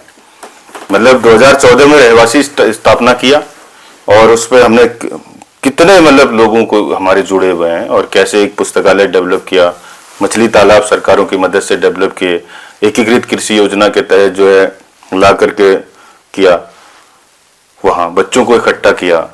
तो अभी बीच पर काम करेंगे, तो काम करने वाला मामला है ना। पहाड़ों में काम करने वाले लोग नहीं मिल रहे हैं, मुश्किल मिल रहे हैं वहां। ये सब सेमिनारों में पलायन और क्या कहते हैं अखबारों में पलायन। जमीन पर जो सबसे ज्यादा पलायन की बात करता है ना, उसका देखना आप जमीन पर जय उससे कहना तू गाँव कितने दिन रहता है अपना, वो एक दिन गाँव नहीं रहता, वो देहरादून हल्द्वानी घूमता हुआ पलायन चिल्लाता रहता है भाई। आपने जो है PhD की वो छायावादोत्तर की लंबी कविताओं पर। हाँ। विषय क्यों चुना और क्या आपकी फाइंडिंग्स रही? पहले तो पत्रकारिता के इतिहास पर काम करने का मन था, फिर ये हुआ कि मेरे गुरुजी ने मुझसे कहा कि ये लंबी कविताओं वाला बड़ा टफ मामला है, जरा तू एक बार देख ले। मौर्य जी? हाँ उनके? हाँ, उन्हीं के अंडर किया जी। तो मैंने कहा देख लेंगे, फिर अब कर ही लेंगे। मुक्ति बहुत पसंद थे, बेरोजगारी के निवृत्त दिन थे एकदम। नैनीताल में रहना, सरवाइव करना बहुत मुश्किल था। फट से कपड़े खरीदते थे, फिर उसको धो करके टेलर को दे करके फिर उसको अपने लायक फिट करते थे, तो वैसे पूरा चलता था। तो इतने बेरोजगारी के दिन थे, लेकिन उस सारी बेरोजगारी में नैनीताल में रहने का ये फायदा हुआ कि कुछ ऐसे दोस्त मित्र मिले कि हमने देश और दुनिया के कवि लेखक पढ़े, और वो बिल्कुल ऐसे पोएट थे, मतलब इनकलाबी पोएट होते थे सारे। तो उनको पढ़ते हुए अपनी बेरोजगारी समझ में आई, अपने पर पड़ रहे दबाव समझ में आए। तो लंबी कविताओं में तब मैंने बहुत सारी कविताएं पढ़ी, मतलब देश और दुनिया की बहुत सारी। तो गुरुजी का आशीर्वाद रहा तो फिर PhD भी कर ली उसी।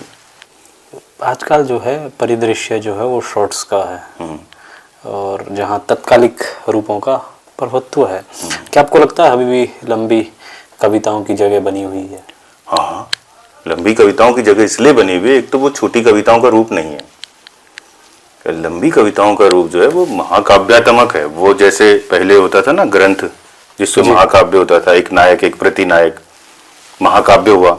फिर उसी की प्रणति बोलते हैं कि उपन्यासों में हुई। उपन्यास भी महाकाव्यात्मक होता है, लेकिन उपन्यास ने पहली बार उस नायकिज्म को तोड़ दिया, मतलब हीरोइज्म को। उसमें कोई भी गरीब नायक हो सकता था, लेकिन पहले के महाकाव्यों में ऐसा नहीं होता था। धीरोदात्त होता था, मतलब अच्छे कुल का, और उसका अपोजिट नायक भी अच्छे कुल का ही होना चाहिए, भले वो खलनायक हो। हाँ। लेकिन जब नया दौर आया, जब विदेशों में क्रांति हुई, उपन्यास का रूप आया, तो उपन्यास से ये हुआ कि एक नया नायक पैदा हुआ जो आम जनता का था। और फिर हमारे वहां जो कविता आई, लंबी कविताएं, वो उसी का शॉर्ट रूप है। उपन्यासात महाआख्यानात्मक होती है लंबी कविताएं, मतलब उसी के अंदर संश्लिष्ट यथार्थ होते हैं, जुड़े हुए सच आपस में गुथे हुए होते हैं, उसमें फैंटेसीज होती है, उसके नाटकीय तत्व होते हैं, मतलब उसी तरह का। लंबी कविताओं में बहुत सारा थिएटर किया है लोगों ने। तो तुमको एक और आश्चर्य होगा कि जितने देश संक्रमण के दौर से गुजरे, उन देशों में लंबी कविताएं हैं, लेकिन जिन देशों में कुछ नहीं हुआ उनमें लंबी कविताएं नहीं दिखती। और भारत में आप देखोगे, वैसे तो जो पहली लंबी कविता है सुमित्रानंदन पंत के नाम है, लेकिन जो पहली मजबूत लंबी कविता है वो राम की शक्ति पूजा है, निराला की। और लेकिन मुझे जो ज्यादा पसंद है वो मुझे मुक्तिबोध की अंधेरे में बहुत पसंद है मुझे। तो वो मेरे आदर्शवादी मन, वो मेरे सिद्धांतवादी मन, अब तक क्या किया जीवन क्या जिया, ये सब उस पे है। उसमें पूरा काला बत्तू पहने हुए ड्रेस आ रही है, उसमें ये पता चल रहा है कि कैसे इस अब उथल पुथल हो रही है। आज़ादी के बाद का मोहभंग कैसे कैसे दिख रहा है उसमें। ईमान पकड़ कर लाया गया, उनकी एक कविता है, भूल गलती आज बैठी है जीरा बख्तर पहनकर तख्त पर दिल के। तो उसमें ईमान पकड़ कर लाया गया है, और ईमान सब चुप है, खामोश, सब खामोश, कि अल गजाली, इब्ने सिन्ना, अल बरूनी, सब खामोश है। मतलब इतिहासकार खामोश है, साहित्यकार खामोश है, राजा के दरबार में सब खामोश है, लेकिन इतने में ईमान चिल्लाता है और भाग जाता है उनके पार से। तो अंतिम लाइन है कि उसमें अंतिम ये लाइन है कि जो ईमान है वो दर्रों के पार जाके चला गया है, और वहां वो अब वापस आएगा एक दिन। हमारी हार का बदला चुकाने आएगा वो, संकल्प धर्मा रक्त प्लाव स्वर होकर प्रकट विकट हो जाएगा। तो कविता तो आशाओं का मामला है ना। और ये देखो, ये जो नायक है इसका, इस भूल गलती का, ये कोई ऐसा नायक नहीं है, ईमान है आदमी का। तो ये उनमें ताकत है। और एक और चीज मैं बताना चाहता हूं कि जो चीज प्योर है, इसमें एक ईमानदारी है, चाहे वो लेखन की हो चाहे वो कविता की हो, अंत तो गत्वा चलना उसी ने है। जो चीज विशुद्ध होती है वो खराब नहीं होती जी। विशुद्ध का मतलब यहाँ पर उससे मामला नहीं है, मतलब वो उस तरह का आग्रह नहीं है, क्योंकि मैं किसी भी किस्म के डिस्क्रिमिनेशन के खिलाफ हूँ। कोई कविता अपनी जो अभी याद आ रही है, एक अगर सुना सकते हैं? मैं तो बहुत ही भुलक्कड़ हूँ। मैं बता देता हूँ कविता, छलिया। अच्छा।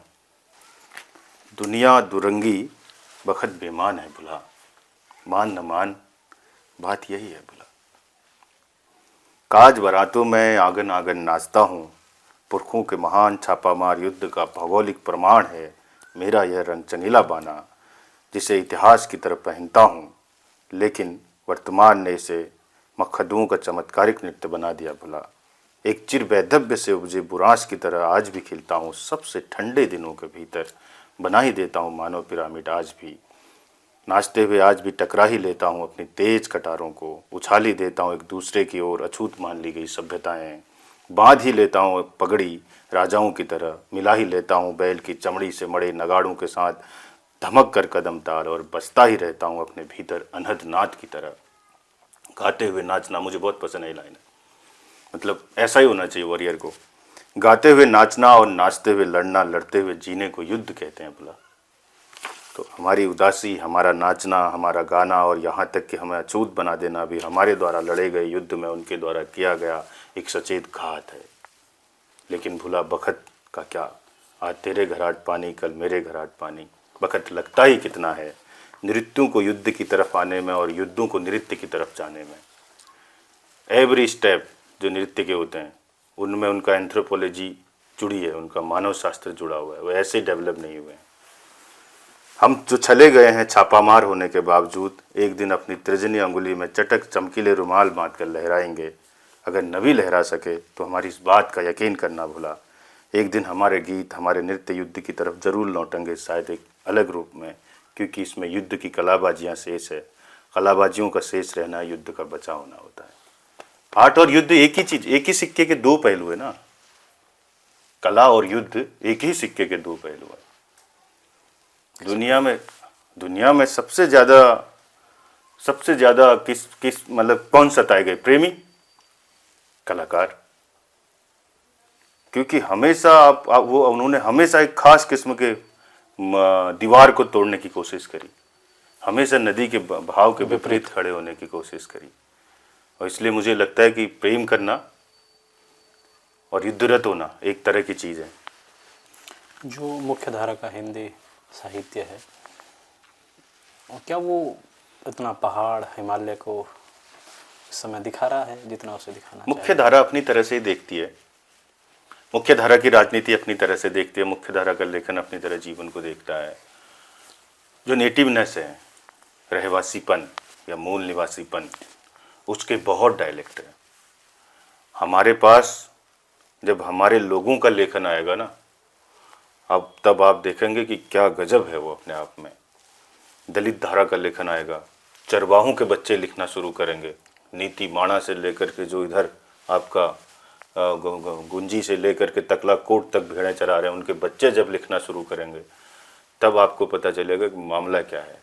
तब आपको पता चलेगा कि पहाड़ बोझ का नहीं होता, पहाड़ सतरंगा है।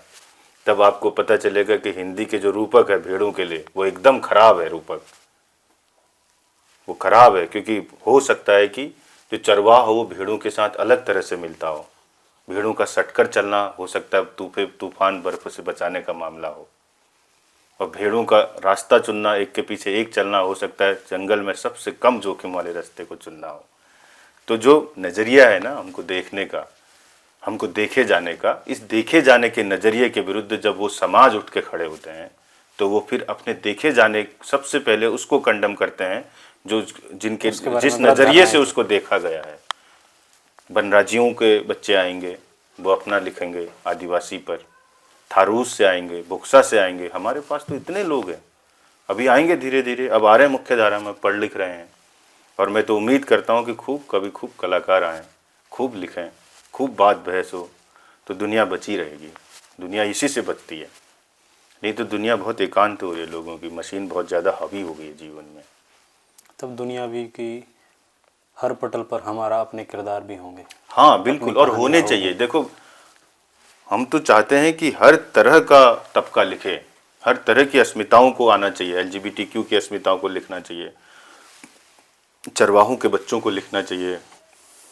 मेन स्ट्रीम में ही गायब है, मेन स्ट्रीम में चरवाहों ने बहुत कम लिखा है ही नहीं कोई लिखने वाले। सपेरों के बच्चे लिखेंगे, जो आदिवासी है सब लिखेंगे, तब बताएंगे अपना दर्द। अभी तो आप दूसरे के चश्मे से देख रहे हो ना उनको, जब वो अपना चश्मा आपको दिखाएंगे तब आपको पता चलेगा अरे यार ये तो ये था भाई, ये है ही नहीं। तो हम उस उम्मीद में हैं, और हमें लिखना हम गढ़वाल में भी उस उम्मीद में हैं। हमको महेशानंद की एक कहानी है डडवार, वो हमको इतनी पसंद है कि पूछिए मत। वो गढ़वाली में कविता है, गढ़वाल की कहानी है। मेरे को उसको पढ़ने का सौभाग्य नंद किशोर अटवाल जी के माध्यम से मिला, फिर मैं उनसे मिला भी, तो बहुत अच्छी कहानी है वो। तो इस तरह की चीज़ों को आएंगे जब वो, और जब मेन स्ट्रीम उनको उदारता के साथ उनके लिए रास्ता देगा, रास्ता देगा नहीं रास्ता बनाएगा उनके साथ। देने वाले मेन स्ट्रीम कौन होता है, या देने वाला और कौन होता है? वो तो आ रहे हैं, उनको तो रोका ही नहीं जा सकता। अगर वो आएंगे तो आपको रास्ता छोड़ना होगा, उनके हिस्से की धूप उन तक पहुंचानी होगी। एक सवाल है दीपिका जी का, आप कैसे इतना मर्मस्पर्शी लिखते हैं? आपकी कविताएं पढ़ के ऐसा लगता है मानो आप हमारी ही ईजा की तो कहानी कह रहे हैं। हाँ, हमारी ईजा की कह रहे हैं। आपकी सबसे बेहतरीन कविता मुझे पहाड़ पे नमक बहुत ही औरतें लगती है, जो मैंने पढ़ी भी। आपको कहाँ से इतने सुंदर लेखन की प्रेरणा आती है? दो तीन सवाल है इसमें। एक तो ये है कि एक पहली आपकी ईजा हमारी ईजा जैसी लगती है, तो हम सब घसियारनों के बच्चे हैं, इसलिए हम सब की ईजा एक जैसी है। मेरी ईजा के सपने में घास आती है। मैंने एक बार लिखा कि राजाओं के सपनों में नहीं आती घास, और आताइयों के सपनों में तो बिल्कुल भी नहीं। माँ के सपने में आती है घास, वो अलसुबह उसे जंगलों को चलने के लिए कहती है। और घास का सपने में आना क्या है पता है? घास से पहले वो घास एक बड़ा बिंब है। घास इतिहास में इसलिए जिंदा है घास शब्द, क्योंकि उसको कई बार रौंदा गया, कई बार उसको तोड़ा गया, कई बार उसको युद्ध हुए, पैरों तले कुचली, लेकिन फिर होगी जैसे हमारी ईजाएं होगी। कितना संघर्षशील है पहाड़, कितना दुरूह है पहाड़। मेरी एक कविता है ईजा और वाद्य, अभी सुनाऊंगा आपको। तो उसमें उसमें मैं अंतिम में कहता हूँ कि वाद्य न उसके जन्म में बजे, न उसकी मृत्यु पर बचेंगे। तो वो दुरूहताएं हमारे भीतर है, तो इसलिए हम सब घसियारू के बच्चे हैं। मैंने मेरी एक कविता है पहाड़ पर लिंगुड़ बेचते लड़के, तो हम सुन रहे थे। तो उसकी एक लाइन है कि जब तुम कभी पाब्लो मतलब उसको पढ़ोगे, फर्न आदिम फर्न को पढ़ोगे, तो तुमको एक कवि याद आएगा, पाब्लो नेरूदा। तब तुम याद करना कि जिसने इस कविता को लिखा है वो भी जो है, उसकी माँ भी घसियारुनी की बेटी थी, और हम सब आदिम फर्न है पहाड़ों पर उगे हुए। तो ये एक तरह का ये है एम्पैथिकल इफेक्ट है कि मतलब ये कहीं से आया नहीं है, क्योंकि हम सब ने इसी तरह से जिया है, तो इसलिए हमारी सबकी माँ एक तरह की है। और दूसरा था प्रेरणा कहाँ से मिलती है? प्रेरणा यहीं से मिलती है, माँ के संघर्ष देखे, उसके साथ रहे, उसका थोड़ा दुख कम कर सकते तो ज़्यादा बढ़िया होता। मैं कविता ही लिखी उस पर, और क्या कर सकते थे। वो थी इतनी दुरूह। मैं घास हूँ आपके हर किए धरे पर फिर उगाऊं। अवतार सिंह संधू पास की लाइन है, मुझे बहुत पसंद है मुझे। और ये घास का जो देखो, कुछ चीज़ें तो ऐसी है ना जो मैंने मतलब अपने उस्ताद कवियों से उठाई।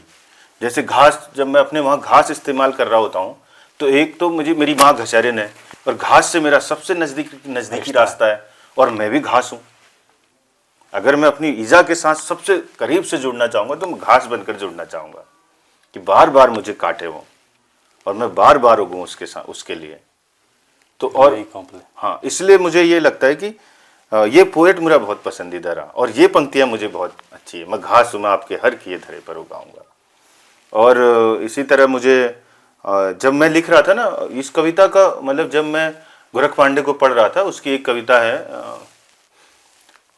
कैथर कला की औरतें, बहुत अच्छी कविता है गोरख पांडे की। तो उस समय उस कविता को पढ़ लिया बहुत पहले, लेकिन जब मैंने ईजा कविता लिखी ना, जो उसका अंतिम वाक्य है, सरकार के घर आग लगे बंजर पड़े, कहती ना ईजा उसमें, जी। तो वो प्रेरणा शायद मुझे लगता है वो कैथर कला की औरतें कविता पढ़ के आई होगी कहीं अंदर से, क्योंकि पढ़ने लिखने से भी पढ़ना लिखना आता है कई बार। मतलब कविता, मुझे हमेशा इस बात को लगता है कि सबसे अच्छा इंसान सबसे ज़्यादा सहज, सबसे ज़्यादा सरल, सबसे ज़्यादा झुका हुआ, और सबसे ज़्यादा इस बात को मानने वाला कि उसे कुछ नहीं आता, वो होता है। और सबसे अच्छी कविता भी देखिए, यहाँ प्रभात की कविता है, बहुत ही छोटी कविता है, हाँ, सेमल पर है ये। धरती ने धीरे से बोला, ओ सेमल के फूल, क्या तुम्हें मेरा प्यार कबूल? सारे फूल छिटकते आए, बोले कबूल कबूल कबूल।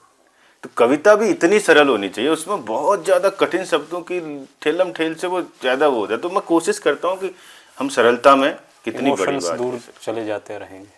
हाँ, जैसे मेरी एक कविता की लाइन है ना, उसमें मैंने लिखा कि उदासी और भावुकता आती जाती रही, पर कोई गहरा दुख नहीं आया जीवन में फिर तुम्हारे जाने के बाद।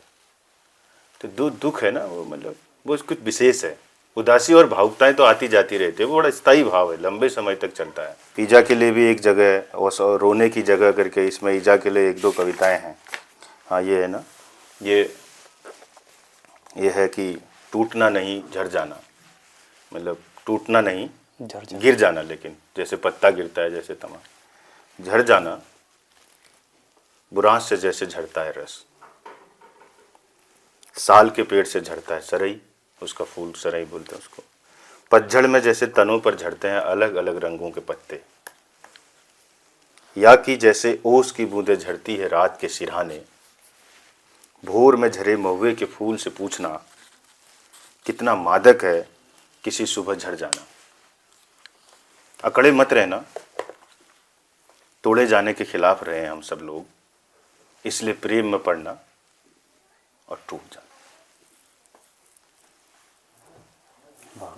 मतलब ये इश्क मजाजी से इश्क हकीकी का रास्ता है फिर, कि इंसानी प्रेम से लेकर के फिर आप आगे बढ़ते हैं, आपको फिर सब अपनी तरह की चीज़ें दिखाई देने लगती हैं। कवि को जो है कविता लिखते समय क्या ध्यान में रखना चाहिए?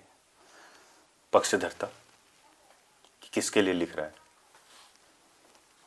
किसके किसके पाले में जाएगी वो कविता। बहुत सावधानी का काम है, बंदर के हाथ में आग देने जैसा। कभी कभी इस चक्कर में फिर कभी जो है कपी हो जाता है और ऐसा हो रहा है, लगातार देख रहे हैं हम। पॉलिटिकली अवेयर हो, अवेक हो। बिल्कुल। और एक कवि को क्या पॉलिटिकली बिल्कुल होना चाहिए, बिल्कुल होना चाहिए। कविता जो है वो राजनीति की हिस्सेदार है, उसकी अपनी पॉलिटिक्स होती है।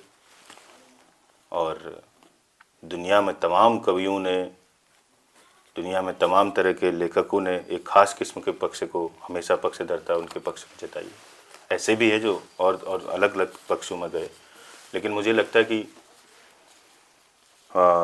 देखो वो हमारे एक पोएट है ना, उन्होंने कहा कि नाजिम हिकमत, उन्होंने लिखा कि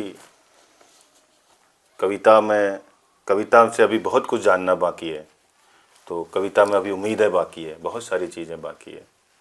और कविता बड़ी सेंसिटिव चीज़ होती है। आप कहानी में थोड़ा सा कारीगरी दिखा सकते हो, आप उपन्यास में थोड़ा कारीगरी, लेकिन कविता बिल्कुल अंदर से आ रही है, आपका बिंब है वो। वर्तमान समय में उत्तराखंड में जो है वो राजनीतिक हो, एक तरफ भू कानून की मांग है, मोहित डिमरी, लुशन जैसे युवा संघर्ष कर रहे हैं, एक तरफ पेपर लीक के मामले है, बेरोजगारी के मामले है, राजधानी के अपने मुद्दे हैं।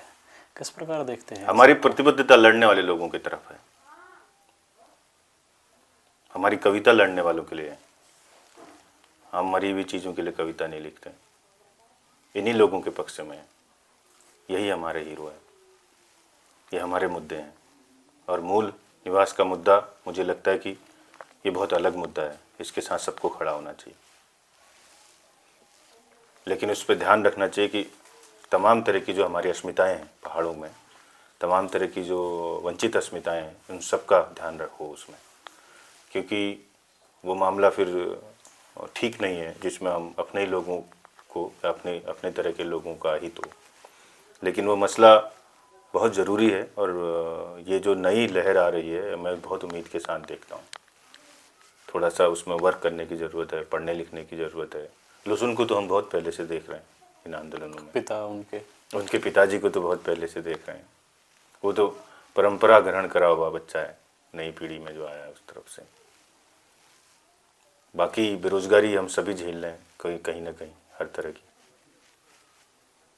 लेकिन आज की सरकारों में हम जो है एक जिद्दीपन सा देख रहे हैं, एडमेंट। वो चाहते हैं कि हमारा जो निर्णय है वो निर्णय है।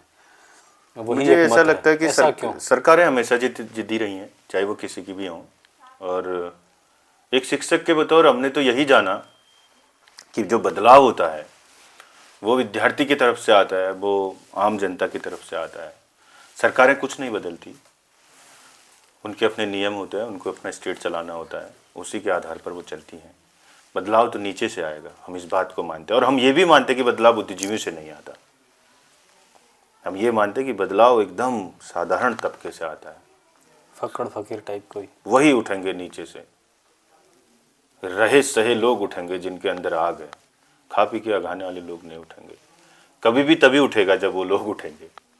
ये कभी तो उनको कहेगा लो इस वाली कविता को आजमा के देखो जरा, ठीक है नहीं है, तो नीचे से आप बदलाव होगा। इसीलिए गोरख ने कहा कि हमको हमेशा ऊपर की रोशनी पर भरोसा नहीं करना चाहिए, जो नीचे से रोशनी है उस पर भी भरोसा करना चाहिए, और वो हमारी आशा का प्रतीक है।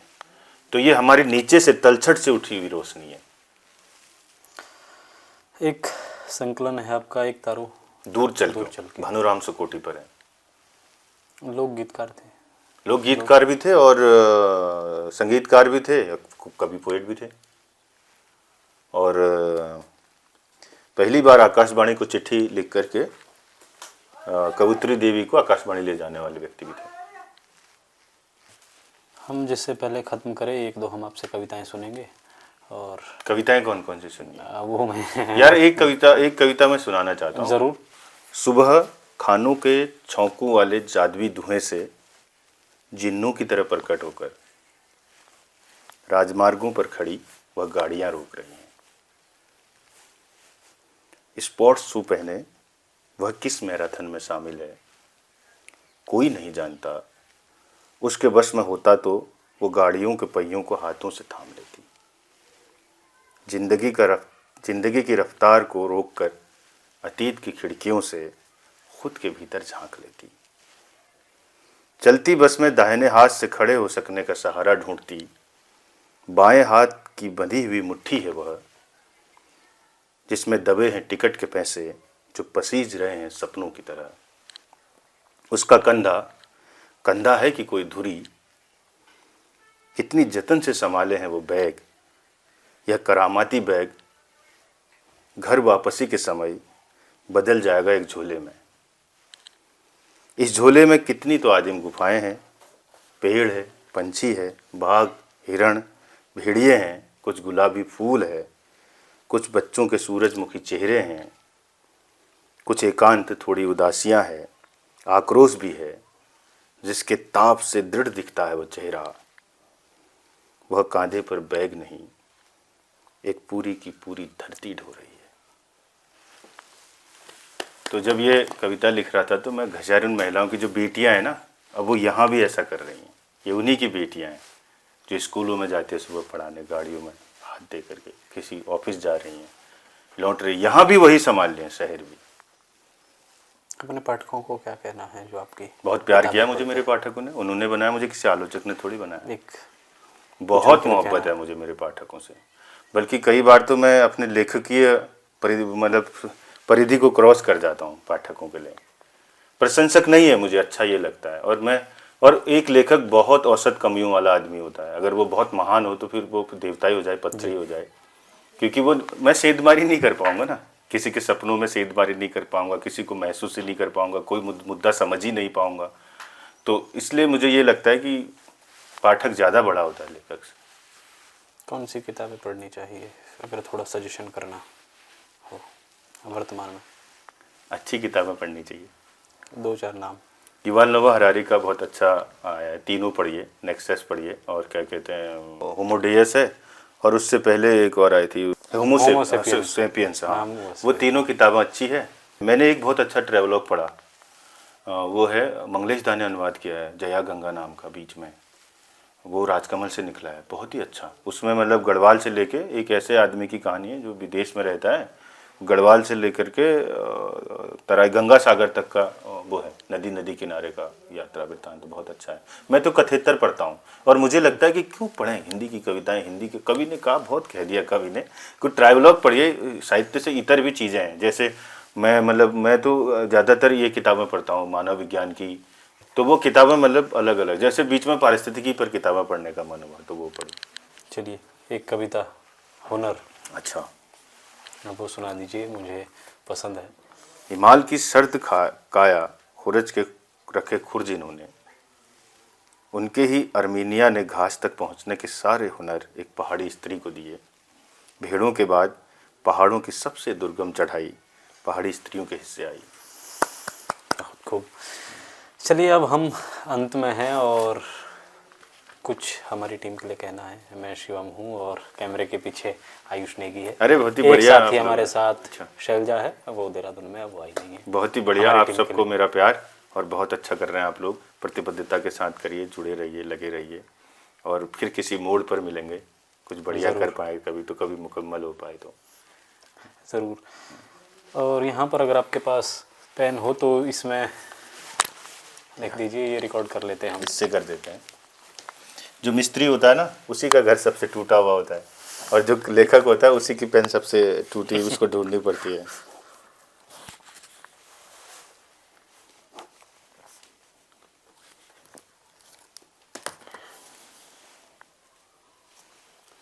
आज कितनी तारीख है? 26। वाह। 26 जनवरी। हमें कीमती समय दिया आपने, उदास वक्तों का रमेलिया।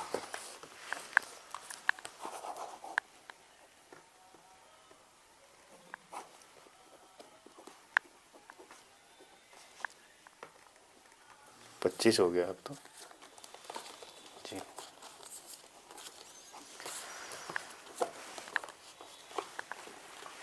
बहुत बहुत धन्यवाद आप लोगों का। पता नहीं कैसा रहा, क्या रहा, समझ में आया नहीं आया। उम्मीद है आपने जब सुना होगा कुछ बेहतर होगा, और हमारी कोई गलतियां हैं वो हमें कमेंट के माध्यम और से आप मेरी बता भी अगर सकते कोई हैं। गलतियां हो तो मुझे भी बताइए, माफ़ भी कर दीजिएगा। और हमारे साथ कार्की जी थे, और आपने जाना होगा कि उनका लेखन, उनके किरदार हम ही सब है। यही हिमालय है, यही पहाड़ है। हिमालय पर हमने बात नहीं की, बट उनकी किताबें जब आप पढ़ेंगे तो गौर करेंगे कि वो कितने करीब है। तो ये आज का पॉडकास्ट था, और मैं शोंडवाल हूँ। अच्छा लगा तो कमेंट कीजिए, लाइक कीजिए, और शेयर कर देंगे तो हमारा थोड़ा काम बन जाएगा। और नहीं भी करेंगे तो हम आपसे शिकायत तो नहीं करेंगे। इस बहाने हमें अपने प्रिय कवि से मिलने का मौका मिला। हमें समय देने के लिए कार्की जी का बहुत बहुत धन्यवाद। बहुत बहुत शुक्रिया। नमस्कार। आप लोगों का। सभी किताबों का लिंक डिस्क्रिप्शन में। हाँ, किताबें जो है आप वो इंटरनेट पे डालेंगे तो ख़रीद सकते हैं। कुछ तो मेरे पास है, और किताबें अगर आप नाम लिख देंगे तो बहुत सारी खुद ही आ जाएगी। अनिल कार्की जी, और पढ़िए, हमें अच्छा लगता है, और उम्मीद है जब आप पढ़ेंगे तो और आपको भी भी अच्छा करें, लगेगा। मतलब वो मुझे बताएं भी कि कहाँ गलत है, लेखक कहाँ जी। गलत है, ये भी बताएं। मतलब उसको वो क्या काम भी है हाँ। पाठक का कि अपने कवि और लेखक को ये बताना कि आप इसमें क्या सुधार कर सकते हैं, क्या और बेहतर हो सकता है। आज के लिए शुक्रिया। मैं शोंडवाल हूँ। धन्यवाद।